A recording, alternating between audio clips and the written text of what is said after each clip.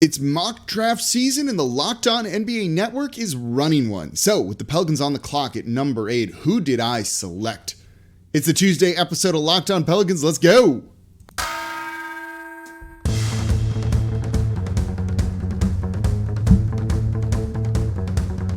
You are Locked On Pelicans, your daily New Orleans Pelicans podcast. Part of the Locked On Podcast Network, your team every day. Welcome to another edition of Locked On Pelicans, the daily podcast covering your favorite team, the New Orleans Pelicans and NBA, part of the Locked On Podcast Network, your team every day, available wherever you get your podcasts and available on YouTube. I'm your host, Pelicans Insider Credential member of the media, Jake Madison, at NOLA Jake on Twitter, here with y'all on this Tuesday. You've been asking for some draft talk. We're not going to dive fully into it this week, but we're going to get into a little bit of draft talk today, and that's because it's mock draft season. And we're running one. We'll be running multiple over at the Locked On NBA Network. The Pelicans were at 8. Who did I select? That's what this today's episode of Locked On Pelicans is going to be all about. And thank you for making Locked On Pelicans your first listen every day. We're free and available wherever you get your podcasts Monday through Friday, breaking down the biggest news around this team, the biggest topics you want to hear. And we haven't stopped. The season's over. Is anyone else still podcasting a ton? Not really, but we're doing it right here at Locked On Pelicans. So subscribe wherever you get your podcasts. Leave a 5-star review with a comment and tell a friend about the show. Helps keep the show free and 5 days a week for y'all. And we're still going to be here covering the biggest things. So make sure you subscribe to never miss an episode. And today's episode of Locked On Pelicans is brought to you by PrizePicks. Check out PrizePicks.com. Use promo code NBA or go to your app store and download the app today. PrizePicks is daily fantasy made easy. So I'm not going to bury the lead. I'll tell you right now who I took at number 8. I took Bennedict Mathurin out of Arizona. Wing player with very, very good size. I feel good about this pick, and I'll talk about why I feel good about this pick in the next segment. 6'6" with a 7'1" wingspan, by the way. And I'll tell you why I love this pick, and then in the third segment, I'll tell you why I'm a little bit nervous about it. But if you're here just to see who I took, Bennedict Mathurin, I'm not going to make you wait. We don't need to bury the lead here. That is who I took for the Pelicans at number 8 overall. And we'll run down the mock draft here in a second.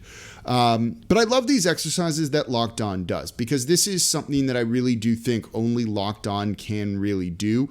And these are great. You know, I know the Pelicans, right?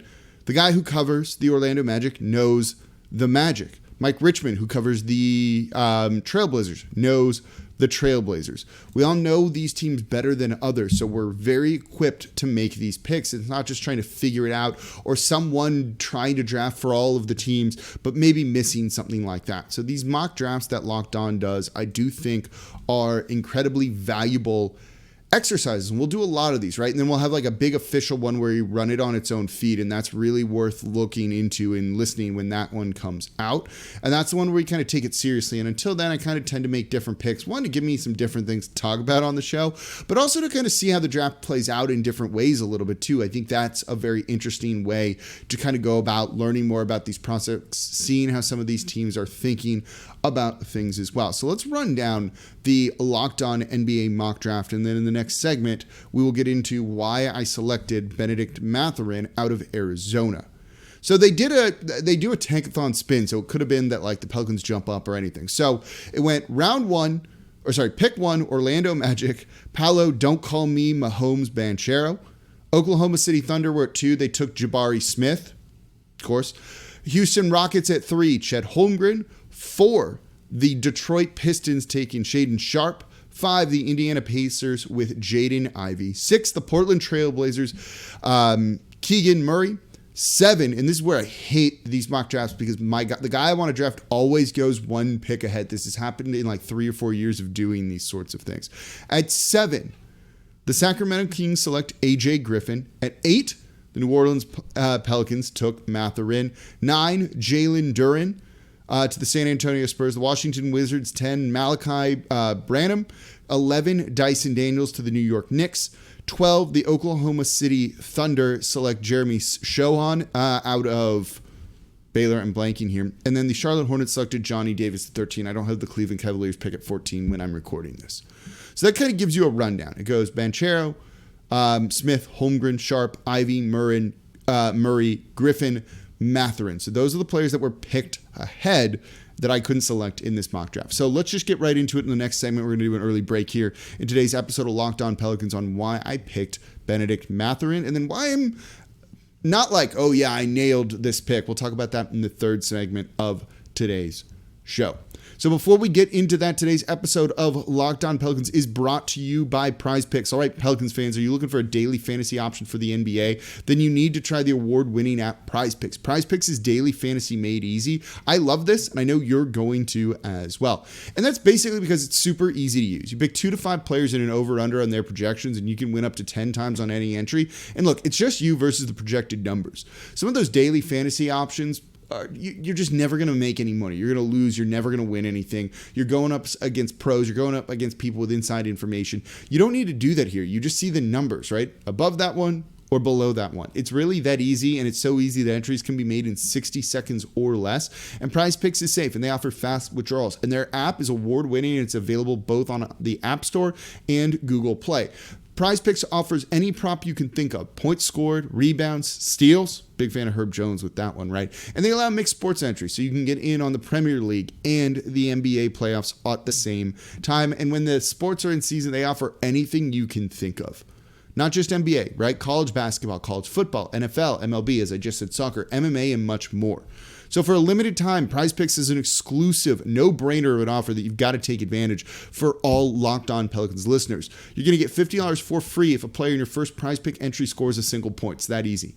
But you got to use promo code NBA. That's right. It's an exclusive offer for Locked On fans. Sign up today. Use promo code NBA for $50 for free if a player in your first PrizePick entry scores a single point. Today's episode of Locked On Pelicans is also brought to you by Athletic Greens AG1. I started using this every day. They sent me a sample of it, and I absolutely love this, and I'm looking forward to needing to order more because I want to have these things all the time. I started trying this out because, you know what, I've been a big resolution this year was get healthier. I'm working out every day. I'm eating much better for me, especially now that I have time when the season isn't going on. But I don't have time for a crazy supplement routine or anything like that, right? I don't want to take tons of pills and vitamins and other supplements. I just needed something that's easy, that tastes good, and is going to give me what I need. And that's what AG1 is. So now that I've been using it for a couple months, I love it. I just feel overall better. I take it in the morning. It helps wake me up and energize my day. So what is this stuff? With one delicious scoop of AG1, you're absorbing 75 high-quality vitamins, minerals, whole food sourced superfoods, probiotics, and adaptogens to help you start your day right. This special blend of ingredients supports your gut health, your nervous system, your immune system, your energy, your recovery, focus, aging, basically all of the things. Like I said, I'm trying to be healthier. This is going to help me do it.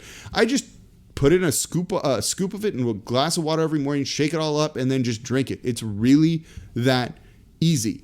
And I love it because it supports better sleep quality, also supports recovery, mental clarity, and alertness. It's got just good things in it for you, and they go through constant product iterations and third-party testing to make sure you're getting the best. And AG1 is a small micro habit with big benefits. It's one thing you can do every single day to take great care of yourself, and it has over 7,000 five-star reviews. So right now, it's time to reclaim your health, arm your immune system with convenient daily nutrition. It's just one scoop and a cup of water per day. That's really it. That's it. No need for a million different pills and supplements to look out for your health. And to make it easy, Athletic Greens is going to give you a free 1-year supply of immune-supporting vitamin D and 5 free travel packs with your first purchase. All you have to do is visit athleticgreens.com/NBA network. Again, that's athleticgreens.com/NBA network to take ownership over your health and pick up the ultimate daily nutritional insurance. And thank you for making Locked On Pelicans your first listen today and every day. We're here 5 days a week, breaking it all down. So for your second listen, make sure to go check out the Locked On NBA Big Board podcast. Host Rafael Barlow from NBA Draft Junkies, giving you the in-depth look at the NBA draft, mock drafts, player rankings, and of course, big boards. It's free and available wherever you get your podcasts. All right, I told you I took at 8 overall for the Pelicans. Bennedict Mathurin out of Arizona. So why'd I do it? You know, I often have a different approach to the draft than a lot of others. I've had people tell me you don't get the draft, all of those things. I don't think there's one right way to draft, right? The year they took Kira Lewis Jr., I really was high on Saddiq Bey at 13 for the Pelicans, and he would be a great fit on this team. He'd be a great fit on every team. Just a solid guy that's contributing. I understand that in certain drafts, you want to go for the home run player, the guy with the most upside. When I've been looking at this Pelicans team for the past couple of years, they have those main pieces in place in Brandon Ingram and Zion Williamson. We knew they were, a trade away from getting a guy like CJ McCollum. You don't need some of those upside plays if they're going to get buried minutes. You just need solid NBA players that are going to help you win now. I think Desmond Bane and the Memphis Grizzlies are a good example of that, though his ceiling ended up being higher, I think, than anyone thought. But they've drafted very smartly and gotten guys that are maybe not the most spectacular players, but players that will contribute. And when you're trying to build a winner, you need those guys that are your 5th, 6th, 7th, 8th guys to really help you contribute. The past year, the Pelicans have needed that. But they don't actually need that this year. When we talked about their money in yesterday's show in the roster spots, right? This draft pick is kind of the last roster spot that they have. So is that guy going to even contribute right away? And I think the answer is no. They'd be buried on the depth chart and might not see much playing time. So this is a time where you can take a project, when you can take someone with very high upside, and you don't need this player to contribute right away because kind of you're in a good spot. And so that's kind of changed my approach to this one, right? In years past, I might have taken kind of an NBA-ready guy, ready to go, that's going to give you some threes and play a little bit of defense. And I do think Mathurin is actually, of the guys here at 8, probably the most NBA ready. So I'm doing it in some sort of ironic way, but that wasn't the intent here. When I looked at what the Pelicans need and will need in the future, it's another scorer, I think, to a certain degree, right? With the players that are available. They're going to need another guy that can go out and get his own shot. Look at how kind of starved for offense they were in this playoff series against the Phoenix Suns at times. And so I think with that in mind, I really wanted to go after a guy that is a 3-level scorer. And my goodness, Mathurin is absolutely that. He was awesome last year in terms of scoring. 17 points per game, 38% from 3, 75% from 3-throw. And he also grabbed 8 rebounds per game and can make a little bit of playmaking, right? He's another guy that can score at the rim. He's got a very good mid-range jumper that he probably leans on a little bit too much because he gets himself in bad positions. And then his 3-point shot, need more of that, right? And this is a guy with 6'6" with a 7'1" wingspan who is just absolutely incredible. Like, maybe his wingspan's not 7'1". I don't have it in front of me, and I don't remember where I got that number. But we'll do a full, mock-up on him, and we'll do a whole big thing on all of these prospects. But this is a guy who gets that 3-point shot off easily. There's one issue with it, but when you look at his overall shot mechanic, it's good. And at that size and with that sort of wingspan that's big, no one's going to be able to guard that. No one's going to be able to contest that whatsoever. It's why he's also a good mid-range shooter as well. Catch and shoot, he's good at, but he has a little bit of kind of like a dip in his gather. But that's something that can kind of be eliminated, right? And he is just a guy that can go out and score. And he's a good enough secondary creator that you can kind of put him on a team, I think, with a bunch of ball handlers and let him kind of do his thing and then let him cook a little bit with a second unit if that's what his role ends up being. He is a dynamic scorer with very good size, very good speed and athleticism, and is going to succeed in the NBA. Absolutely. He can get to the rim, and he also shows flashes on defense, right? There are moments when he locks down opponents looking at some of the film of his, and you're like, oh, he definitely has that in him. He's not there consistently yet. He definitely needs to grow as a defender, but he is going to be a good player, I think. I don't really have a question about that, and he looks like he could be a prime scorer for a team, that needs another prime scorer. And he's good in fast break too. I think that's big, right? Like, you don't need this guy to be a playmaker in the playoffs or when you would be using him. You need him to just go and get his own shot. And he can definitely do that, and he can score kind of from anywhere on the court, so he can take what the defense gives you. He dribbles himself into some trouble. Like, you notice that one jumps out on the bat from film with you. And he probably tries to bail it out with that 2-point shot, a little bit more, that mid-range shot. But these are things that kind of grow with time. And again, right, you have time with whoever you're drafting here. They don't need to contribute right away. You can put them in the G League for a little bit. You can give them some spot minutes here and there and just kind of grow and work with him. And when you look at all of the flaws on him, they're all things that with coaching and development should be fixed. And he should be a very quality player. Getting a guy at 8, you have to feel really good about. And this team is going to get expensive in the future, right? You know, they're going to extend CJ McCollum, but by the end of that, is he going to kind of be what he is? So when you need to retool your roster because they're going to be pushing the luxury tax next year alone, let alone seasons after that, well, if you have to lose someone due to salary concerns or cost, and they're a scorer, you're going to have Bennedict Mathurin on the bench ready to step up in year 3, in year 4, and take that leap then. You don't need him to do that this year, and it gives the Pelicans time to work with him to develop him into that. But there are some concerns about this pick, I think, and it has to do with some of the other guys out there in the court as well as him. Let's talk about that coming up here next in today's episode of Locked On Pelicans. Before we do that, though, today's episode of Locked On Pelicans is brought to you by BetOnline.net. Our partners at BetOnline.net continue to be the number one source for all your betting needs and sports info, and you can find all the latest odds, news, and sports developments, including this year's basketball playoffs, Major League Baseball scores, fights, even next season's NFL futures, if you want to get in on it. The Saints have another move lined up. So BetOnline.net is your continued source for all your sports wagering information, from live betting to playoffs, esports, and more. So head to the website today or use your mobile device to learn more about the trends in the action over at BetOnline.net. BetOnline, where the game starts. And thank you for making Locked On Pelicans your first listen today and every day. We're free wherever you get your podcasts and on YouTube.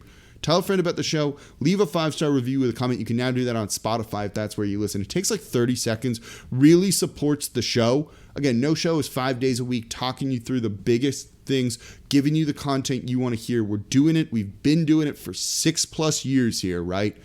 Through the good times, this past recent one, and the bad times. We're consistent. We're here every day breaking down what you want to know. And you can always tell me and send me topics that you want to hear on Twitter at NoelJake. Now for your next listen, your second listen, check out the Locked On Saints podcast. Host Ross Jackson is awesome, breaking down every single thing black and gold, whether it's the Tyrann Mathieu signing to other potential moves too. Jarvis Landry, anybody that the black and gold might make. Check out Locked On Saints. Ross is going to have you covered for 20 minutes or so every single day, just like Locked On Pelicans. Make them your second listen.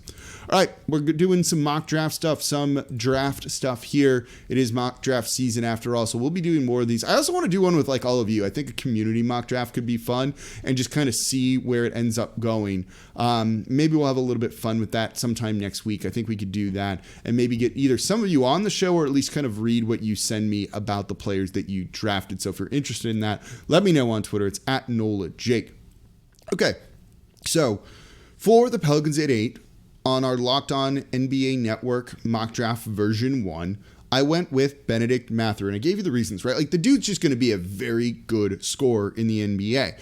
And I want more guys that can get instant offense, that can get their own shot, that aren't relying on others when you can take away some of that creation, as we saw in the playoffs. And certainly, healthy Zion fixes some of that too, yes, no doubt. But you never know. And more shot creators for themselves, shot getters, bucket getters, whatever you want to call them, is only going to be a good thing for this team. And you could use someone like that running the second unit too, right? So why am I not being like, I nailed this draft, I crushed it, took the right player? And look, I threw it out on Twitter to see what you all would say, and I had already taken Mathurin at that point in time, but he was clearly the runaway winner here.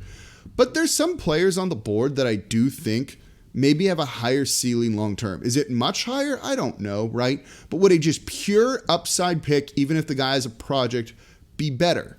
I think, again, Mathurin has a lot of upside, right? You've seen some of the comps. Like, if you were to give me a prime scoring Victor Oladipo on this team, that's a dude that I think fits so well for what they want eventually, right? He doesn't need to be that this season. They need that in 3 years from now, 4 years from now, even 5, right?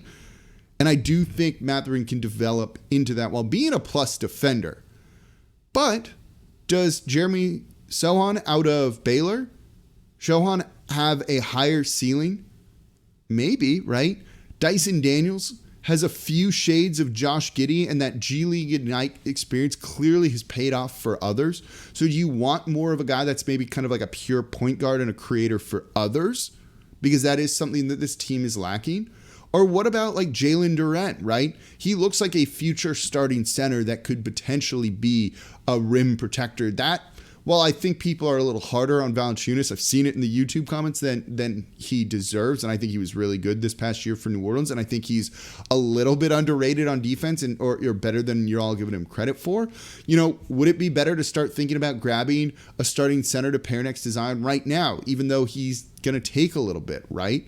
I think some of those guys have just higher upside long term to potentially be an all-star level player. And I don't know if Mathurin kind of reaches that sort of criteria. So would that be better? Because again, the Pelicans don't need this pick to play right away. You can really start to think about the future and getting a guy who can be an elite player on a cheap rookie deal and then a cheap rookie extension after that. And I think that's an important thing to really keep in mind in this draft where the Pelicans are. As I said before, right, I try and draft for situation more than just going best player available. Some teams do need that high upside pick to see if a guy works out and if that's your blue chip player to kind of build around for the future. The Thunder, maybe less so now that Giddey panned out so well, have kind of been looking for that in the draft, and it's kind of held them up in their rebuild and why they're still going through some of that process. Well, the Pelicans didn't need that, so you need other guys, right? But now they don't even need like a solid contributor from this draft because they have enough of them. So you can go with more upside, right? And so that's something to really consider. None of those guys are shooters that I just mentioned, and that worries me. Are they going to eventually develop that? And I'm not entirely sure. And so whoever they take, I would hope maybe just has some sort of shooting stroke that could be really good.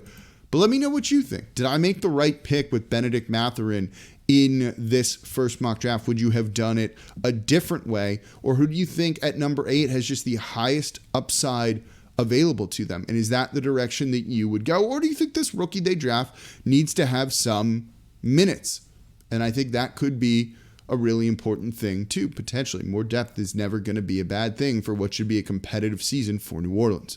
So that's going to do it for this episode of Locked On Pelicans. Thank you all for making Locked On Pelicans your first listen today and every day. Again, we're free and available wherever you get your podcast 5 days a week, breaking down the biggest story around the Pels. More on the draft, more on season review stuff. I do want to talk about Jackson Hayes because I think he's kind of a pivotal piece to this offseason. We'll probably get in that tomorrow. So, as always, I'm your host, Jake Madison, at NOLA Jake on Twitter, and I'll be back with y'all tomorrow.